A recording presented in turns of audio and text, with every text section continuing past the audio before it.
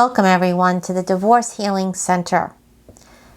Today, as promised, we're going to be doing part 2 of the contested cases. What is a contested divorce? We spoke last week about the general makeup of a contested case and some of the points that you need to know. Today I want to focus on why contesteds is not my preferred way to divorce. Of course, as I explained in the last segment, sometimes you don't have a choice, especially if there's domestic violence or an immediate emergency situation, or you have a party on the other side that you cannot work with and does not obey what needs to be done and is not willing to do the right thing. But the reason that I really do not like contesteds is that there is no room for creativity. There's no problem solving, and you're limited by what the court can do and what a judge can do. When you stay away from a contested case and you are trying to work outside of court or to settle a case that is in court, you can come up with any scenario you wish. You can come up with creative ideas on how to pay support, what to do with certain properties, selling a house, refinancing a house, renting a house. There's so many different things that you could do, which if you go to trial, a judge cannot do. They're limited to a certain procedure and they're limited to what the law actually allows. They can't force buyouts. They can't force someone to get a credit against something else, or to forego something because they're getting something that they're really not entitled to, which is what you can do in negotiations when you stay out of the court. Of course, when you are in court, if you have an attorney that's willing to work with you on the other side, you can do conferences and you can settle a case and draft a settlement agreement and submit that to the court. And there you do have some flexibility. Most cases don't go to trial, and they really shouldn't. Someone once said to me that when they went to an attorney, it was actually someone in North Carolina who was a very experienced matrimonial attorney and well known in the town. He basically said that if you go to trial, the lawyers probably didn't do their job. Because basically the whole purpose of the court system and a contested case is to obtain information and to have the court monitor the information that's exchanged and to keep everybody on track. Once you know certain things, such as values of homes, the amount of money in retirement accounts, if appraisals were conducted, if you didn't receive certain account statements, you could subpoena them. You could get information from an employer about a spouse's employment. If someone's claiming that they lost their job, you can subpoena personnel records and find out that possibly they quit and they didn't actually get fired, or they left voluntarily. So after all of that information is gathered, and that's what the court helps you do, it's time to sit down and figure out where everyone is at. You should take each issue as it comes and decide what you've agreed to and what you haven't agreed to. You begin with the divorce itself. So someone will be proceeding with the divorce on certain grounds. Irretrievable breakdown is what we use in New York. It's similar to irreconcilable differences in some of the states, such as California. The next thing is what to do about a home or an apartment that someone lives in. Who's going to remain there? Are you both leaving? Are you selling? Is someone buying somebody out? Once you have all the information, the value of the home, the mortgage statements, home equity lines, seeing where monies was spent, you should be able to make a determination on what to do with the home. Then, of course, there's custody.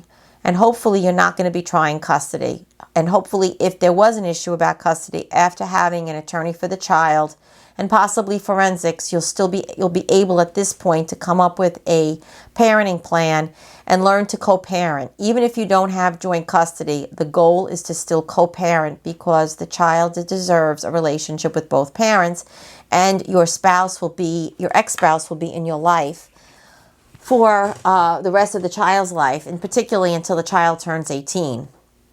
But even after that.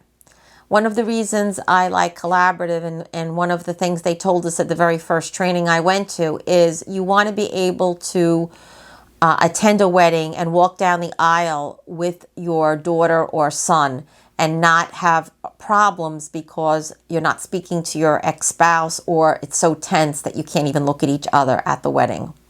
Same is true of a graduation or any major events or milestones in your children's lives. That's something to keep in mind when you're going through this, because the damage that's done sometimes is irreparable, and it will follow you and your children into adulthood, into their adulthood. So then after custody, then you figure out what to do about retirement accounts. They are going to be credits. Is everybody going to get their share of a certain pension? Are there stock options? What type of vehicles are the retirement accounts?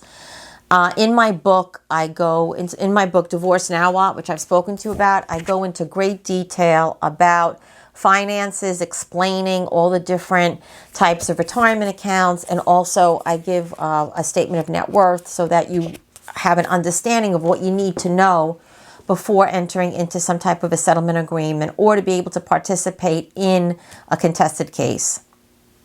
So then after the retirement, there's bank accounts, there's issues of whether or not any monies were put down on a home or in an account that were from an inheritance from a party's parents, if there were any type of gifts made, and the person that's stating that something is not part of the matrimonial pot, because this contested is basically dealing with breaking down of a business. That's really what a divorce is in the eyes of the court. Aside from the divorce itself and the custody, it's really about dollars and cents, what assets you created, what the economic partnership was, and then dissolving that economic partnership. It's like if you had a corporation and you were both dissolving the corporation, selling the business, and figuring out who was going to get what and how you were going to sell the business, what you were going to divide.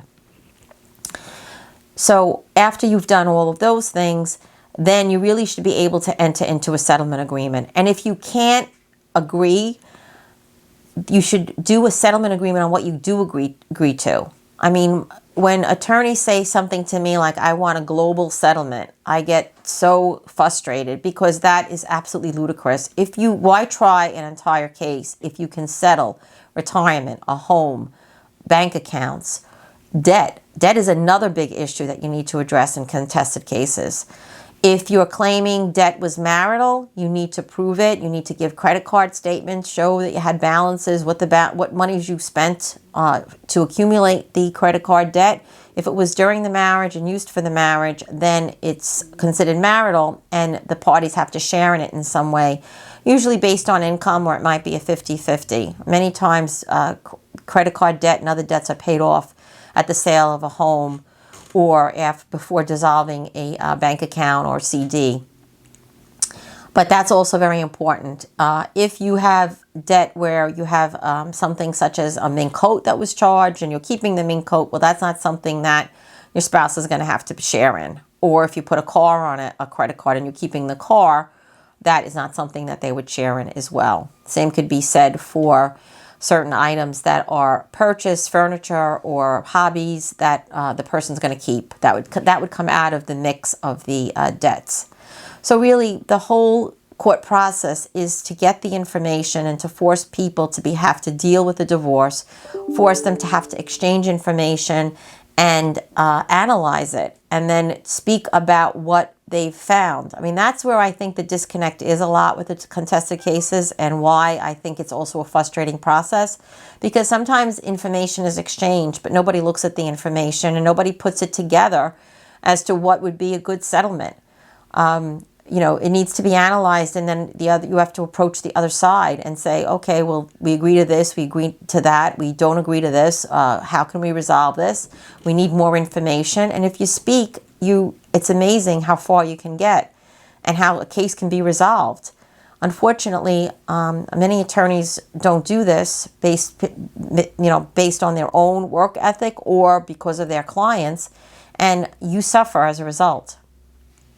So if you are in a contested case, don't lose heart. You can still try to resolve the case. Make sure you give the information that your attorney requested to them.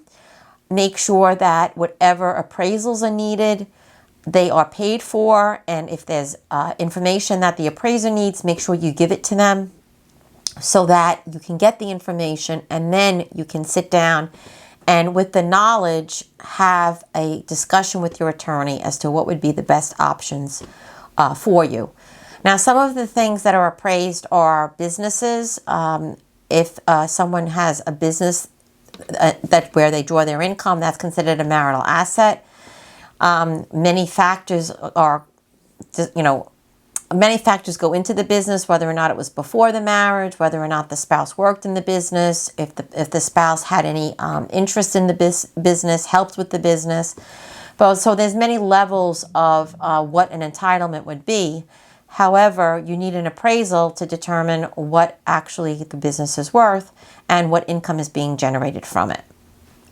As I stated before, there's real estate appraisals for any type of rental income and rental property and rental income, as well as for the home that the parties resided in, vacation homes. Sometimes timeshares need to be evaluated as well.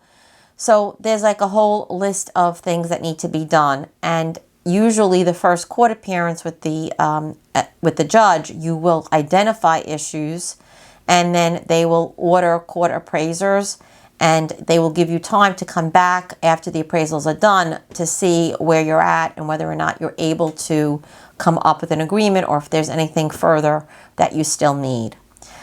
So that's really the whole process of contested in a nutshell. And as I said, always think about getting the information that you need, and always think about trying to resolve it and settle it, and trying to become creative in the settlement that you want to draft, so that you can tailor something to what you best want.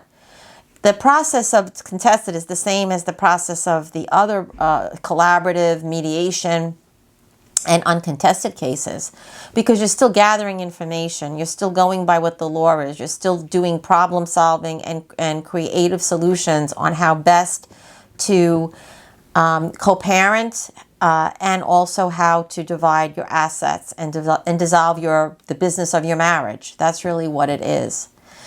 So I hope this was helpful. Please subscribe to the channel so you will be alerted to when our next segment is. Please hit the like button and share the video, especially with someone who is contemplating divorce or going through a divorce, or even after a divorce if they have any post-judgment issues. And on our next segment, we're going to be talking about how to choose an attorney, which is very, very important, especially in contested cases. Until then.